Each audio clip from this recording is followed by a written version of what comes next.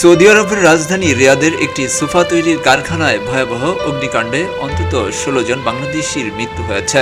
নিহতদের মধ্যে ১৩ জনই নাটোরের আত্রাই উপজেলার বাসিন্দা বলে জানিয়েছে প্রবাসী কল্যাণ ও বৈদেশিক কর্মসংস্থান মন্ত্রণালয়।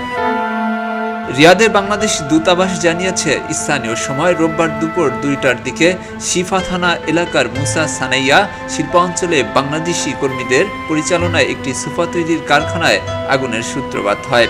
দূতাবাস থেকে প্রবাসী কল্যাণ মন্ত্রণালয়ের পাঠানো প্রাথমিক তথ্যের বলা হয়েছে, বৈদ্যুতিক শর্ট সার্কিট থেকে আগুনের সূত্রপাত হয়ে থাকতে পারে। তবে অগ্নিকাণ্ডের সঠিক কারণ জানতে তদন্ত চলমান রয়েছে। খবর পেয়ে সৌদি আরবের ফায়ার সার্ভিস দ্রুত ঘটনাস্থলে পৌঁছায় উদ্ধার অভিযান শুরু করে এবং রাত ১১টা পর্যন্ত অভিযানে মোট ১৬টি মরদেহ উদ্ধার করা হয়। অগ্নিকাণ্ডের সময় চুল কাটানোর জন্য কারখানার বাইরে থাকায় প্রাণে বেঁচে যান কর্মী হাবিবুর রহমান।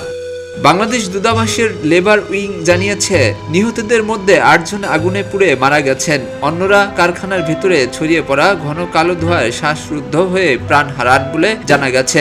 এদিকে নিহতদের মরদেহ দ্রুত দেশে ফিরিয়ে এনে পরিবারের কাছে হস্তান্তর এবং ক্ষতিপূরণ নিশ্চিত করতে সংশ্লিষ্টদের প্রয়োজনীয় নির্দেশনা দিয়েছে প্রবাসী কল্যাণ ও বৈদেশিক কর্মসংস্থান মন্ত্রণালয়।